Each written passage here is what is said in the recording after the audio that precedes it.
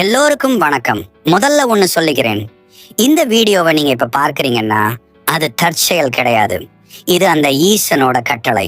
நிஜமா சொல்லுங்க, சில நேரங்கள்ல உங்க வீட்டுக்குள்ளேயே இருக்கும்போது யாரோ ஒருத்தர் உங்களை கவனிச்சுக்கிட்டே இருக்கிற மாதிரி ஒரு உணர்வு வந்திருக்கா? இல்ல திடீர்னு ஒரு சந்தன வாசனையோ இல்ல விபூதி வாசனையோ உங்க நாசியில பட்டிருக்கா? நம்மள நிறைய பேரு இதெல்லாம் நம்ம மனப்பிரமை அப்படின்னு சொல்லி கடந்து போயிருப்போம். ஆனா உண்மையிலேயே உங்க வீட்டுக்குள்ள அந்த ஆதிசிவன் நடமாட்டம் இருந்தா எப்படி இருக்கும்? இன்னைக்கு நம்ம ஒரு நண்பர்களா உட்கார்ந்து பேச போறோம். நான் ஏதோ ஒரு பெரிய ஞானி மாதிரி உங்களுக்கு உபதேசம் பண்ண வரல. நாம எல்லாரும் அந்த சிவபெருமானோட பிள்ளைங்க தான். ஒரு அப்பாவோட நடமாட்டம் வீட்டுல இருந்தா அந்த பிள்ளைகளுக்கு தெரியாம இருக்குமா? நிறைய பேர் என்கிட்ட கேக்குறாங்க, எங்க சிவன் கோயில்ல தானே இருப்பாரு, அவர் ஏன் என் வீட்டுக்கு வர போறாரு அப்படின்னு. ஒரு விஷயம் புரிஞ்சுக்கோங்க, சிவன் எங்கும் நிறைந்தவர். ஆனா எல்லா இடத்திலையும் அவர் தன்னை வெளிப்படுத்திக்கின்றது இல்லை. யாருடைய வீடு அன்பாலையும் பக்தியாலையும் ஒரு அமைதியாலையும் நிரம்பி இருக்கோ அங்கே அவர் ஒரு விருந்தினரா இல்ல, அந்த வீட்டுக்கே தலைவரா வந்து அமர்ந்துடுவார். இந்த வீடியோவோட முடிவுல உங்களுக்கு ஒரு தெளிவு கிடைக்கும்.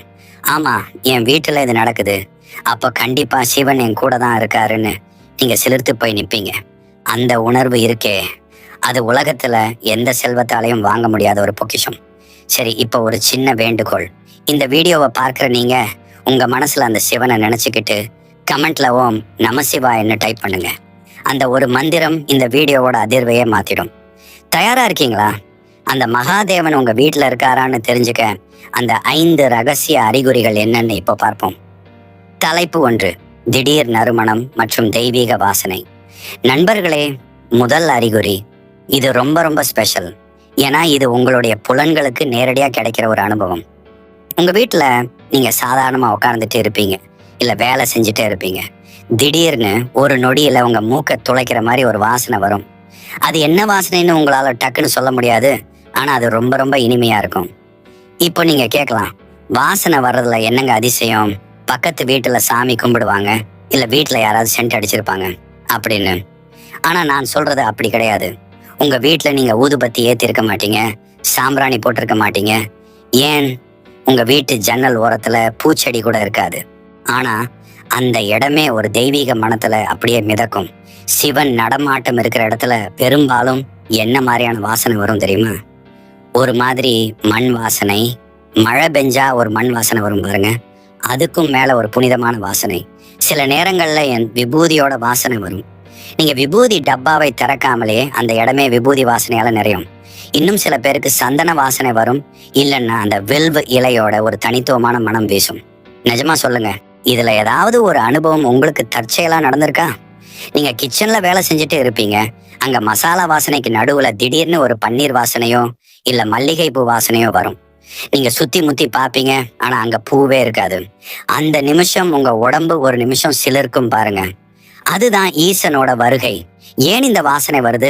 விஞ்ஞான ரீதியா பார்த்தா இதை கிளேரோல்ஃபாக்ஷன் அப்படின்னு சொல்லுவாங்க. அதாவது சாதாரண மனித மூக்கால உணர முடியாத சில அதிர்வுகளை ஆன்மீக ரீதியா நம்ம மனசு அமைதியா இருக்கும்போது உணர முடியும். ஆன்மீக ரீதியா பார்த்தா சிவபெருமான் ஒரு இடத்துல இருக்கிறார்னா அங்க இருக்கிற நெகட்டிவ் எனர்ஜி, எதிர்மறை ஆற்றல் எல்லாம் விலகி அந்த இடமே ஒரு ஹோலி வைப்ரேஷனுக்குள்ள வரும். அந்த அதிர்வு தான் நமக்கு நறுமணமா வெளிப்படுது. இன்னொரு முக்கியமான விஷயம் கவனிச்சிருக்கீங்களா? இந்த வாசனை வரும்போது உங்க மனசு திடீர்னு ரொம்ப அமைதியாயிடும். அது வரைக்கும் ஏதோ ஒரு கவலையில இருந்திருப்பீங்க, இல்ல யாரோ கூட சண்டை போட்டுட்டு கோபமா இருப்பீங்க. ஆனா அந்த வாசனை வந்த அடுத்த செகண்ட் உங்க கோபம் எல்லாம் எங்க போச்சுன்னே தெரியாது. ஒரு நிம்மதி உங்க முகத்துல வந்து உட்காரும். அதுதான் சிவபெருமானோட ஆசி. நான் இருக்கேன்டா, பயப்படாது அப்படின்னு அவர் உங்களுக்கு கொடுக்கிற ஒரு சிக்னல். அது நம்ம முன்னோர்கள் சொல்லுவாங்க, தேவதைகளுக்கும் சரி கடவுள்களுக்கும் சரி நறுமணம்னா ரொம்ப பிடிக்கும். அதனாலதான் நம்ம கோயில்ல எப்பவும் பூக்கள், வாசனை திரவியங்கள்னு வச்சிருக்கோம். ஆனா எந்த ஒரு வெளிப்படையான காரணமும் இல்லாம உங்க வீட்டுக்குள்ள இந்த வாசனை வருதுன்னா அந்த இடத்துல ஒரு டிவைன் பிரசன்ஸ் இருக்குன்னு அர்த்தம். இதை நீங்க எப்படி கன்ஃபார்ம் பண்ணிக்கலாம்? இந்த வாசனை வரும்போது அந்த இடத்துல ஒரு குளிர்ச்சி இருக்கிறதை நீங்க உணர முடியும். வெயில் காலமா இருந்தா கூட அந்த வாசனை வீசும். அந்த சில நிமிடங்கள் மட்டும் உங்க வீட்டுக்குள்ள ஒரு இதமான குளிர்ச்சி நிலவும். இது காத்துல வர்ற வாசனை இல்ல நண்பர்களே, இது உங்க ஆன்மா உணரக்கூடிய வாசனை. இந்த வீடியோவை பார்த்துக்கிட்டு இருக்கிற நீங்க என்னைக்குமாவது இப்படி ஒரு வாசனையை உணர்ந்திருக்கீங்களா? ஒருவேளை ஆமாம்னா அந்த நிமிஷத்தை நீங்க எப்படி கையாண்டீங்க? சில பேர் பயப்படுவாங்க, என்னடா இது திடீர்னு இப்படி ஒரு ஸ்மெல் வருதேன்னு. பயப்படாதீங்க, அது உங்க மேல அன்பு வச்சிருக்கிற அந்த ஆதிசிவன் உங்களை ஒரு தரம் எட்டி பார்த்துட்டு போறாருன்னு அர்த்தம். ஒரு சின்ன டிப்ஸ் சொல்றேன். எப்பவாவது உங்க வீட்டுல இந்த மாதிரி தெய்வீக வாசனை வந்தா அந்த இடத்துலயே ஒரு நிமிஷம் கண்ணை மூடி உட்காருங்க. எதையும் யோசிக்காதீங்க, ஜஸ்ட் அந்த வாசனையை அனுபவிங்க. ஓம் நம சிவாய் மந்திரத்தை மெதுவா மனசுக்குள்ள சொல்லுங்க. அந்த வாசனை எவ்வளவு நேரம் அங்க இருக்கோ அவ்வளவு நேரம் சிவபெருமான் உங்களோட நேரடியா உரையாடிக்கிட்டே இருக்கிறாருன்னு அர்த்தம். அந்த நேரத்துல நீங்க கேட்கிற வேண்டுதல் கண்டிப்பா பலிக்கும். உங்களுக்கு ஒரு ரகசியம் சொல்லட்டுமா? பல சித்தர்கள் வாழ்ந்த இடத்துல இன்னைக்கும் அந்த விபூதி வாசனை வீசிக்கிட்டே இருக்கும். உங்க வீடும் ஒரு சித்தரோட இடமா, ஒரு புண்ணிய பூமியா மாறணும்னு இந்த அறிகுறிகளை அலட்சியப்படுத்தாதீங்க. சிவன் உங்க கதவை தட்டுறது ஒரு நறுமணம் மூலமா தான் இருக்கும். இந்த வாசனை அனுபவம் உங்களுக்கு கிடைச்சிருந்தா தயவு செஞ்சு அதை மற்றவங்க கூட பகிர்ந்துக்கோங்க. ஏன்னா நீங்க சொல்ற ஒவ்வொரு வார்த்தையும் இன்னொருத்தருக்கு அந்த ஈசன் மேல இருக்கிற நம்பிக்கையை அதிகப்படுத்தும்.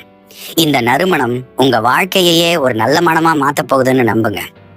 தலைப்பு 2, விலங்குகள் மற்றும் பறவைகளின் விசித்திரமான வருகை. நண்பர்களே, முதல் அறிகுறியான அந்த வாசனையை விட இது இன்னும் கொஞ்சம் ஆச்சரியமானது. ஏன்னா இது உங்க கண்ணு முன்னாடியே நடக்க போற ஒரு விஷயம். திடீர்னு ஒரு நாள் உங்க வீட்டு வாசல்ல ஒரு நாய் வந்து நிற்கும், இல்ல உங்க வீட்டு ஜன்னல்ல ஒரு குருவி வந்து உட்கார்ந்து உங்களையே ஒத்து பார்க்கும். நீங்க நினைக்கலாம் இது சாதாரணம் தானே, ஆனா அது வர்ற நேரமும் அது நடந்துக்கிற முறையும் தான் இதுல இருக்கிற ரகசியம். சைவ சமயத்துல சிவபெருமானை நம்ம பசுபதினு சொல்றோம். அதாவது எல்லா உயிரினங்களுக்கும் அவர்தான் தலைவன். அதனாலதான் அவரோட வருகையை அறிவிக்க அவர் பெரும்பாலும் இந்த வாயில்லா ஜீவன்களை ஒரு கருவியா பயன்படுத்துறார். உதாரணத்துக்கு, உங்க வீட்டுல நீங்க ரொம்ப மன கஷ்டத்துல இருக்கீங்கன்னு வச்சுப்போம். அப்போ தற்செயலா ஒரு தும்பியோ இல்ல ஒரு அழகான பட்டாம்பூச்சியோ உங்க வீட்டுக்குள்ள வரும். நீங்க எங்க போனாலும் அது உங்களை சுத்தியே வரும். என்னடா இது ஏன் நம்ம பின்னாடியே வருதுன்னு உங்களுக்கு தோணும். அது வேற ஒண்ணுமில்ல நண்பர்களே, அந்த சிவபெருமான் ஒரு குட்டி உயிரினம் மூலமா உங்களுக்கு ஒரு பாசிட்டிவ் எனர்ஜியை, நேர்மறை ஆற்றல் கடத்துறாரு. குறிப்பா காக்கை இல்லைன்னா ஒரு நாய் உங்க வீட்டு வாசல்ல வந்து ரொம்ப நேரமா அமைதியா உட்கார்ந்துருக்கு. நீங்க விரட்டுனா கூட போகாம உங்களையே ஒரு தீட்சண்யமான பார்வையால பார்க்குதுன்னா அதை சாதாரணமா நினைக்காதீங்க. அந்த ஜீவன்களோட கண்கள் மூலமா ஈசன் உங்க வீட்டை பார்க்கிறாருன்னு அர்த்தம். இன்னொரு முக்கியமான விஷயம், பசுமாடு. திடீர்னு உங்க வீட்டு வாசலுக்கு ஒரு பசுமாடு வருது, இல்ல அது கத்துற சத்தம் உங்களுக்கு கேக்குதுன்னா அது மிகப்பெரிய பாக்கியம்.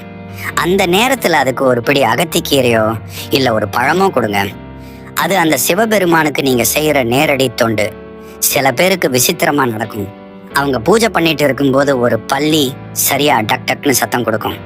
நாம் அதை சகுனம்னு சொல்லுவோம். ஆனா உண்மையிலேயே அது நீங்க செய்யற பூஜையை அந்த ஈசன் ஏத்துக்கிட்டாரு அப்படிங்கிறதுக்கான ஒரு ஆமோதிப்பு. விலங்குகள் மற்றும் பறவைகளுக்கு மனிதர்களை விட புலன்கள் ரொம்ப அதிகம். அவங்களுக்கு தெய்வீக அதிர்வுகள் சீக்கிரமா தெரிஞ்சிடும். உங்க வீட்டுக்குள்ள ஒரு தெய்வீக நடமாட்டம் இருந்தா அந்த அதிர்வை அனுபவிக்கவே இந்த உயிரினங்கள் தேடி வரும். நீங்க என்னைக்காவது கவனிச்சிருக்கீங்களா? நீங்க ரொம்ப அழுதுட்டு இருக்கும்போது உங்க வீட்டு வளர்ப்பு பிராணி திடீர்னு உங்க மடியில வந்து உட்காரும், இல்ல உங்க கையை நக்கும். அது வெறும் அன்பு இல்ல, அது அந்த ஈசன் அந்த பிராணி மூலமா உங்களுக்கு கொடுக்கிற ஆறுதல். இந்த மாதிரி விசித்திரமான அன்பான அனுபவம் உங்களுக்கு நடந்திருக்கா? உங்க வீட்டு வாசல்ல எந்த பறவையோ விலங்கோ அதிகமா வந்து நிற்கும்? அதை மறக்காம கமெண்ட்ல சொல்லுங்க. ஏன்னா அந்த ஒவ்வொரு ஜீவனுக்கும் பின்னால ஒரு சிவ ரகசியம் ஒளிஞ்சிருக்கு. தலைப்பு 3, பிரம்ம முகூர்த்தத்தில் தானாகவே விழிப்பு ஏற்படுதல். நண்பர்களே, இப்போ நான் சொல்ல போற இந்த விஷயம் உங்கள பல பேருக்கு நடந்திருக்கும். ஆனா இதோட ஆழமான அர்த்தம் உங்களுக்கு தெரிஞ்சிருக்க வாய்ப்பில்லை. நீங்க வழக்கமா காலையில 7 மணிக்கு எந்திரிக்கிற ஆளா இருக்கலாம், இல்ல லேட் நைட்டு தூங்குற ஆளா இருக்கலாம். ஆனா திடீர்னு சில நாட்களா சரியா அதிகாலை 3 மணில இருந்து 5 மணிக்குள்ள, அதாவது அந்த பிரம்ம முகூர்த்த நேரத்துல உங்களுக்கு தானாவே விழிப்பு வரும். யாரோ உங்களை தட்டி எழுப்பின மாதிரி இருக்கும், இல்லைன்னா திடீர்னு ஒரு புத்துணர்ச்சியோட நீங்க கண்ணை திறப்பீங்க. அலாரம் அடிச்சிருக்காது, வீட்டுல யாரும் எழுப்பியிருக்க மாட்டாங்க. ஆனா அந்த நேரத்துல உங்க மனசு ரொம்ப அமைதியா ஒரு தெளிவான நிலையில இருக்கும். இது ஏதோ தற்செயலான விஷயம்னு நினைச்சிட்டு மறுபடியும் போர்வையை இழுத்து போத்தி தூங்கிடாதீங்க. ஏன்னா இது அந்த ஆதிசிவன் உங்க வீட்டுக்குள்ள நுழைஞ்சு உன் கூட நான் பேசணும்னு உங்களை அழைக்கிற ஒரு தெய்வீக அழைப்பு. இந்த பிரம்ம முகூர்த்தம் அப்படிங்கிறது தேவர்கள் நடமாடுற நேரம்னு சொல்லுவாங்க. ஆனா உண்மையிலேயே இது பிரபஞ்சத்தோட கதவுகள் திறந்திருக்கிற நேரம். இந்த நேரத்துல தான் சிவபெருமானோட அதிர்வுகள் பூமியில ரொம்ப அதிகமா இருக்கும். நீங்க ஒரு சிவபக்தரா இருந்தா, உங்க வீட்டுல அந்த ஈசனோட நடமாட்டம் இருந்தா, அவரோட அந்த அதிர்வுகள் உங்க ஆன்மாவை தட்டி எழுப்பும். அப்போ நீங்க என்ன பண்ணணும் தெரியுமா? அந்த விழிப்பு வரும்போது எரிச்சல் அடையாம அமைதியா படுக்கையில எழுந்து உட்காருங்க. ஒரு நிமிஷம் அந்த அமைதியை கவனிங்க. அந்த நிமிஷத்துல உங்க வீட்டுக்குள்ள ஒரு விதமான மின்காந்த அலைகள் ஓடுறத உங்களால உணர முடியும். அதுதான் சிவகாந்த சக்தி. நிறைய பேருக்கு இந்த நேரத்துல தான் புது புது ஐடியாக்கள் தோணும். வாழ்க்கையில இருக்கிற பெரிய பிரச்சனைகளுக்கு தீர்வு கிடைக்கும். அது ஏதோ நீங்களா யோசிக்குது இல்ல, அந்த ஈசன் உங்க புத்தியில உட்கார்ந்து உங்களுக்கு கொடுக்கிற வழிகாட்டுதல். உங்களுக்கு இப்படி நடந்திருக்கா? அலாரம் இல்லாமலேயே சரியா 3:30 அல்லது 4 மணிக்கு விழிப்பு வந்திருக்கா? அப்படி வந்தா அந்த நேரத்துல சும்மா ஒரு 5 நிமிஷம் ஓம் நம சிவாய் மந்திரத்தை சொல்லுங்க. அன்னைக்கு நாள் முழுசும் நீங்க ஒரு மேஜிக் நடக்கிறத பார்ப்பீங்க. சிவன் உங்களை தேடி வர்றதுக்கு இதைவிட ஒரு தெளிவான அறிகுறி இருக்கவே முடியாது நண்பர்களே.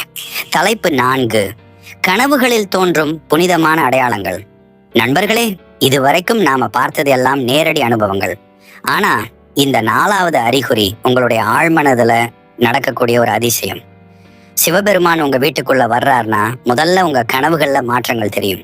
ஏன்னா நாம விழிச்சிருக்கும் போது நம்ம புத்தி பல விஷயங்களை யோசிச்சுக்கிட்டே இருக்கும். ஆனா நாம தூங்கும் போதுதான் நம்ம ஆன்மா அந்த பிரபஞ்ச சக்தியோட நேரடியா தொடர்பு கொள்ளும். உங்க கனவுல திடீர்னு ஒரு பெரிய மலை தெரியுதா? இல்ல ஆர்ப்பரிச்சு கொட்டுற ஒரு அருவியோ, இல்ல அமைதியான ஒரு குளமோ தெரியுதா? இதெல்லாம் வெறும் இயற்கை காட்சிகள் கிடையாது. இது அந்த கைலாயநாதனோட அடையாளங்கள். குறிப்பா கனவுல பாம்பு வர்றது. நிறைய பேர் பாம்பு கனவுல வந்தா பயப்படுவாங்க. ஆனா சிவபக்தர்களுக்கு பாம்பு கனவுல வருதுன்னா அது அந்த ஈசனோட கழுத்துல இருக்கிற நாகம் உங்களுக்கு கொடுக்கிற ஆசீர்வாதம். அதே மாதிரி கனவுல ஒரு வயசான முதியவர் வர்றாரு, இல்ல ஒரு சன்னியாசி வந்து உங்ககிட்ட ஏதோ பேசுறாரு, ஆனா அவர் முகம் உங்களுக்கு தெளிவா தெரியல அப்படின்னா அது சாட்சாத் அந்த பரமேஸ்வரனே ஒரு உருவம் எடுத்து வந்து உங்ககிட்ட பேசுறாருன்னு அர்த்தம். சில பேருக்கு கனவுல கோயிலோட மணி சத்தம் கேட்கும். இல்லைன்னா யாரோ ஒருத்தர் ஓம் நம சிவாய்னு மந்திரம் சொல்றது கேட்கும். நீங்க நிஜ வாழ்க்கையில ஒரு பெரிய குழப்பத்துல இருக்கும்போது உங்க கனவுல ஒரு தீர்வு கிடைக்குதுன்னா அது அந்த ஈசனோட வழிகாட்டுதல். சிவன் உங்க வீட்டுல வாசம் செய்ய ஆரம்பிச்சிட்டாருன்னா உங்க தூக்கம் ஒரு தவம் மாதிரி மாறிடும். பயங்கரமான கனவுகள் வர்றது நின்னுட்டு மனசுக்கு ரொம்ப இதமான ஒரு தெய்வீகமான கனவுகள் வரும். ஒரு விஷயம் கவனிங்க, இந்த கனவுகள் எல்லாம் நீங்க காலையில எந்திரிச்சதுக்கு அப்புறமும் உங்களுக்கு அப்படியே ஞாபகம் இருக்கும். ஏதோ ஒரு படம் பார்த்த மாதிரி இல்லாம ஏதோ ஒரு நிஜமான அனுபவம் கிடைச்ச மாதிரி ஒரு உணர்வு உங்களுக்குள்ள இருக்கும். அந்த நாள் முழுசும் நீங்க ரொம்ப புத்துணர்ச்சியா இருப்பீங்க. உங்க கனவுல என்னைக்காவது சிவனோட லிங்கமோ திரிசூலமோ இல்ல வில்வ இலையோ வந்திருக்கா? அப்படி வந்திருந்தா அதை சாதாரணமா விட்டுறாதீங்க. சிவன் உங்க கதவை தட்டிட்டாருன்னு அர்த்தம். அந்த அனுபவம் உங்களுக்கு இருந்தா அதை ஒரு பொக்கிஷமா மனசுல வச்சுக்கோங்க. தலைப்பு 5, வீட்டில் நிலவும் அதீத அமைதி மற்றும் நேர்மறை ஆற்றல். நண்பர்களே, இப்போ நாம பார்க்க போற இந்த கடைசி அறிகுறி தான் எல்லாத்துக்கும் மேலானது. இதை உங்களால பார்க்க முடியாது, ஆனா அணு அணுவா உணர முடியும். உங்க வீட்டுல எப்பவும் ஏதோ ஒரு சத்தம், சண்டை இல்ல ஒரு டென்ஷன் இருந்துகிட்டே இருக்கா? ஆனா திடீர்னு ஒரு காலகட்டத்துல எல்லாமே அப்படியே அமைதியாகிறத கவனிச்சிருக்கீங்களா? அந்த அமைதி ஒரு சுடுகாட்டு அமைதி இல்ல, அது ஒரு கோயில் கருவறைக்குள்ள இருக்குமே அப்படி ஒரு நிம்மதியான அமைதி. சிவன் ஒரு இடத்துல இருக்கிறார்னா அங்க இருக்கிற அலைவரிசையே வைப்ரேஷன் மாறிடும். உங்க வீட்டுக்குள்ள நுழைஞ்சாலே வெளியில இருக்கிற உலகத்தோட கவலைகள் எல்லாம் வாசலோட நின்றுடும். வீட்டுல இருக்கிற மத்தவங்க கூட முன்னாடி மாதிரி கோவப்படாம ஒருத்தருக்கு ஒருத்தர் அன்பா பேச ஆரம்பிப்பாங்க. தேவையில்லாத வாக்குவாதங்கள் குறையும். இதுதான் அந்த ஈசனோட நடமாட்டம் உங்க வீட்டை ஒரு புனித தலமா மாத்திருச்சுங்கிறதுக்கான சாட்சி. இன்னொரு விஷயம் கவனிங்க, உங்க வீட்டுல இருக்கிற செடி கொடிகள் முன்னை விட ரொம்ப பச்சையாவும் அழகா பூ பூக்கவும் ஆரம்பிக்கும். உங்க கண்ணுக்கே உங்க வீடு ரொம்ப வெளிச்சமா தெரியற மாதிரி ஒரு ஃபீல் இருக்கும். அந்த வீட்டுல நீங்க ஒரு மூலையில சும்மா உட்கார்ந்துருந்தா கூட உங்களுக்குள்ள ஒரு ஆனந்தம் பொங்கும். எந்த காரணமும் இல்லாமலேயே நீங்க சந்தோஷமா இருப்பீங்க. அதுதான் சிவபெருமான் உங்க வீட்டுல நிறைஞ்சிருக்காருன்னு அர்த்தம். ஒரு இடத்துல பாசிட்டிவ் எனர்ஜி அதிகமா இருந்தா அங்க பயம் இருக்காது. உங்க வீட்டுல தனியா இருந்தா கூட உங்களுக்கு ஒரு பாதுகாப்பு உணர்வு, சென்ஸ் ஆஃப் ப்ரொடெக்ஷன் கிடைக்கும். யாரோ ஒரு பெரிய சக்தி உங்களை சுத்தி ஒரு கவசம் மாதிரி இருக்கிறதை நீங்க உணர முடியும். நான் இருக்கேன், உனக்கு ஒண்ணும் ஆகாதுன்னு அந்த மகாதேவன் உங்க வீட்டை தன் கட்டுப்பாட்டுல வச்சிருப்பாரு. இந்த 5 அறிகுறிகள்ல உங்களுக்கு எது ஒத்து போகுதுன்னு பாருங்க. 1, 2 இருந்தாலே நீங்க ஆசீர்வதிக்கப்பட்டவங்க தான். இந்த அமைதி உங்க வீட்டுல நிலவுதுன்னா அந்த இடத்துல தினமும் ஒரு 5 நிமிஷம் தீபம் ஏத்தி வச்சு அமைதியா உட்காருங்க. அந்த ஈசனோட பேரமைதி உங்க வாழ்க்கையையும் அழகா மாத்தும். என்ன நண்பர்களே, நான் சொன்ன இந்த அறிகுறிகள்ல ஏதாவது ஒண்ணு உங்க வீட்டுல நடக்குதா? அப்படி நடந்தா நீங்க கொடுத்து வச்சவங்க. சிவன் உங்க வீட்டுக்கு வர்றார் அப்படின்னா அங்க ஏதோ ஒரு பெரிய மாற்றம் நடக்க போகுதுன்னு அர்த்தம். உங்க கஷ்டங்கள் எல்லாம் தீரப்போகுது. உங்க மனசுல இருக்கிற குழப்பங்கள் விலக போகுது. ஆனா ஒண்ணு, அவர் வர்றது முக்கியம் இல்ல, அவரை நம்ம எப்படி தக்க வச்சுக்கிறோம்ங்கிறது தான் முக்கியம். அன்பு, நேர்மை, மத்தவங்களுக்கு உதவுற குணம், இது 3ம் இருந்தா அந்த கைலாயநாதன் உங்க வீட்டை விட்டு என்னைக்கும் போக மாட்டார். நிறைய பேர் கஷ்டத்துல இருப்பீங்க. எனக்கு மட்டும் ஏன் இவ்வளவு சோதனை நின்னு நினைப்பீங்க. அவங்க எல்லாருக்கும் நான் ஒண்ணு சொல்லிக்கிறேன். சிவன் சோதிக்கிறது உங்களை தோற்கடிக்கல, உங்களை இன்னும் பலமானவரா மாத்துறதுக்கு தான். இந்த அறிகுறிகள்ல எது உங்களுக்கு அனுபவமா கிடைச்சதுன்னு மறக்காம கமெண்ட்ல சொல்லுங்க. உங்க அனுபவம் இன்னொருத்தருக்கு ஒரு பெரிய நம்பிக்கையை தரும். இந்த வீடியோ உங்களுக்கு பிடிச்சிருந்தா அந்த லைக் பட்டனை தட்டிடுங்க. ஏன்னா நீங்க போடுற ஒவ்வொரு லைக்கும் இந்த வீடியோவை இன்னும் நிறைய சிவபக்தர்களுக்கு கொண்டு போய் சேர்க்கும். நீங்க இன்னும் நம்ம குடும்பத்துல இணையலன்னா சப்ஸ்கிரைப் பண்ணிக்கோங்க. மறுபடியும் சொல்றேன், மனதார ஓம் நம சிவாய் சொல்லுங்க. அந்த ஈசன் உங்களோடும் உங்க குடும்பத்தோடும் எப்போதுமே இருப்பார். அடுத்த ஒரு அழகான வீடியோல உங்களை சந்திக்கிறேன்.